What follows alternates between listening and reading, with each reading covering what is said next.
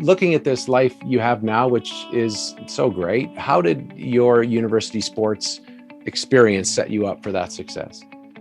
Sure, absolutely. Well, I think what was really life-changing for me was making the decision to embark on a youth sport career halfway through my undergraduate career. So I started off as an NCAA athlete. And so when I got to Laurier, it was day and night from my experience in the States. And what I really loved about the youth sport experience is I had a lot more agency in terms of how I wanted to structure my my time primarily, but then it also got me into adulting earlier.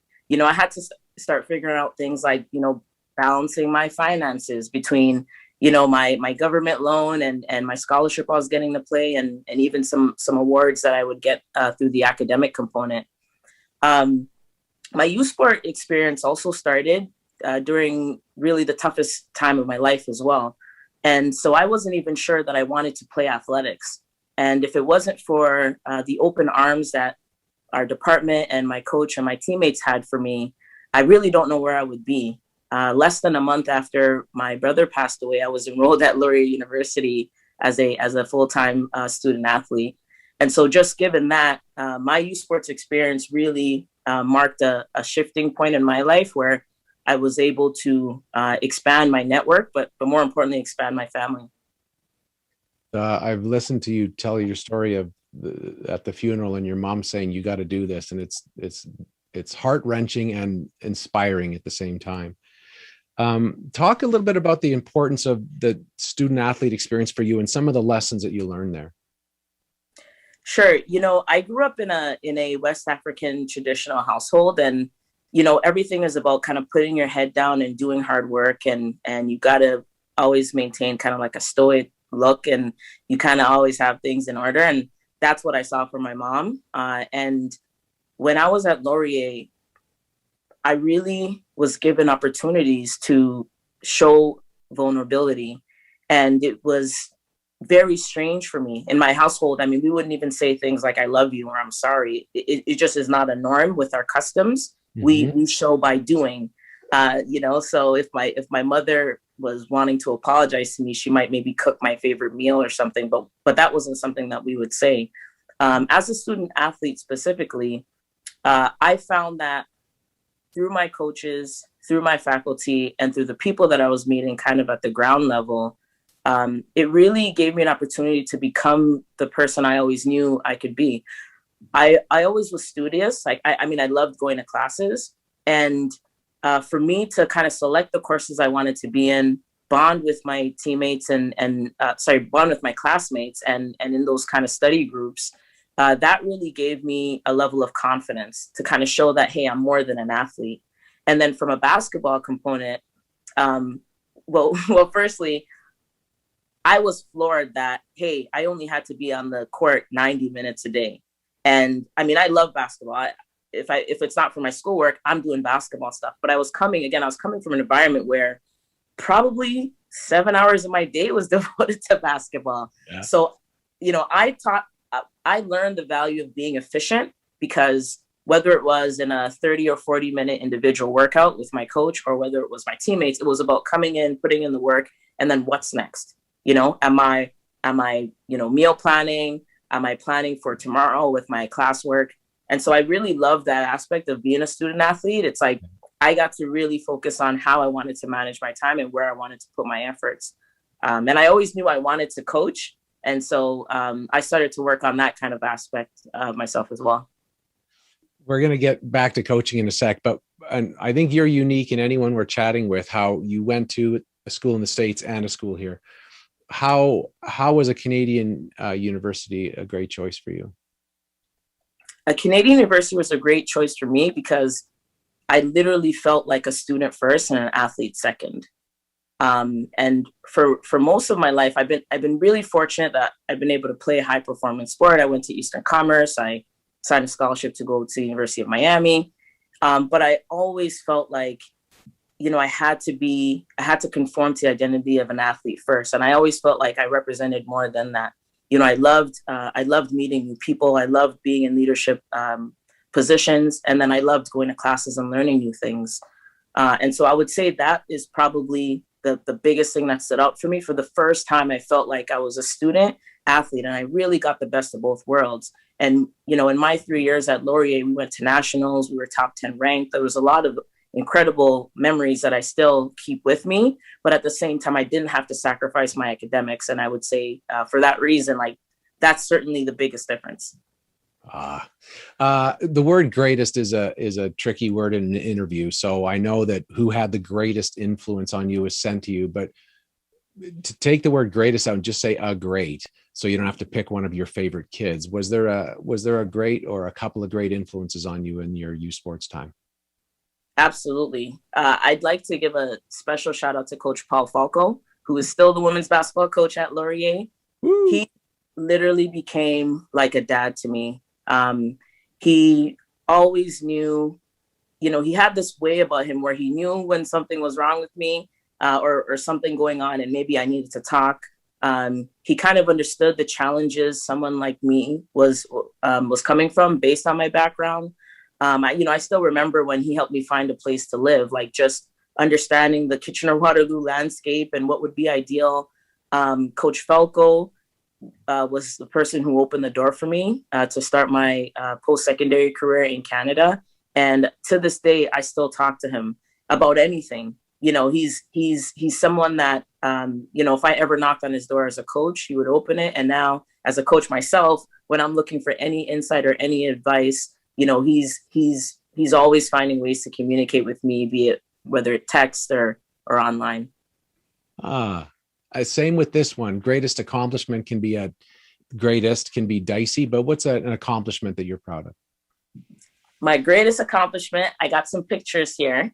Nice. These are actually magnets that I'm going to send to my mom. Her birthday's on May 18th. So this is my brother graduating from Laurier and with my mom. And this is an image of me when I graduated at Laurier. I graduated twice, but this is the first time I graduated. I was on the door.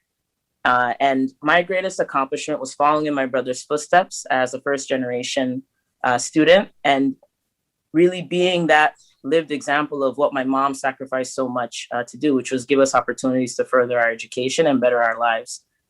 So my brother started it and, you know, he got that undergraduate degree. And I like to say I took it a level further by getting my master's. Oh, it's amazing. Good story.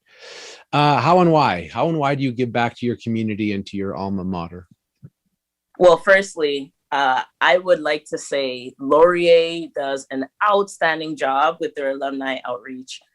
So firstly, I was fortunate enough to be named an Outstanding Woman of Laurier in 2015. That was my senior year. And what's really incredible is on an annual basis, they find ways for recipients and winners of these awards to come together. So a few years after I graduated, I actually was able to come to attend the 10-year anniversary and see some of my former teammates, but then also, again, like our next generation of female leaders. Over the last 5 or 6 years, Laurier's played a really important role, even in my ongoing development as a professional now. I've been invited to a number of alumni events or events that Laurier hosts. So, for example, in the fall, for Laurier's homecoming, I actually moderated a discussion with Nav Bhatia, aka Superfan, and I am a superfan of Superfan, and it was a shifting perspectives conversation, and that really helped. And as recently as February, I was actually able to moderate an alumni event that was centered around racism in Canada and having that conversation with faculty and undergraduate students.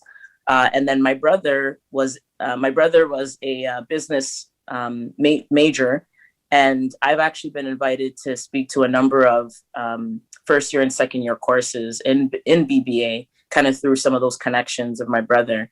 I believe that there's still an award in his name that is given to a student each year at Laurier. And so what's been incredible is I can't believe it's 2021 and I graduated. I completed my master's 5 years ago, but it seems like every year I've got, some kind of connection to Laurier. Secretly, I still watch the basketball games. I tune in when I get a chance. And I'm often rooting for my Golden Hawk family in OUA competition. Now, if we ever got to a level where we had to play each other, like that's going to be a different story. But I certainly find ways to go watch. Yeah. When you meet kids, and obviously your experience as a coach, as you have a sense of coaching in you, but when you meet students who are in youth sports and who are just trying to make the team and just trying to get their classes figured out and just trying to pay for tuition and whatever else, their world is a lot smaller than the world you see now. What's your advice to them? My advice to students, whether current or aspiring, is, don't be afraid to ask for help. I spent most of my childhood and teenage years just being afraid to ask for help. And often when I would receive help, sometimes it would be too late. I think with young people trying to navigate these spaces now, I harp a lot on communication. That's one of our core values, even now as a coach here at St. FX. So really being able to ask for help. And if you're not asking, just trying to help someone else understand where your mindset is, where your feet are, trying to stay present in the moment. I think it really goes, it really goes away, because you're opening up the opportunity for people to kind of understand more about you, your thought processes, maybe the experience that you're having right now. But that's the only way people can really help you and put their heart into helping you. And so I think communication starts at the root of everything. As a coach, we often say when you're not communicating, often negativity fills that void. And the last thing I want to do as a coach, or even represent as a leader, is someone that, comes off like, I don't care, or, I'm going to easily dismiss someone or something. And so I think just having someone meet you, even if it's a step of the way, have faith in people willing to help you. In my experience, the last 4 or 5 years after graduating from Laurier, every single person that I've crossed paths with, whether it be a faculty member that I have on Facebook now, or former teammates, or even opponents that I kind of interacted with through that process, everyone has just been so willing to help and has just been really true to themselves in that way. But it's so hard to do when students are closed up. And often when your confidence and self-esteem is not there, that's typically how you start, right? Right. So true.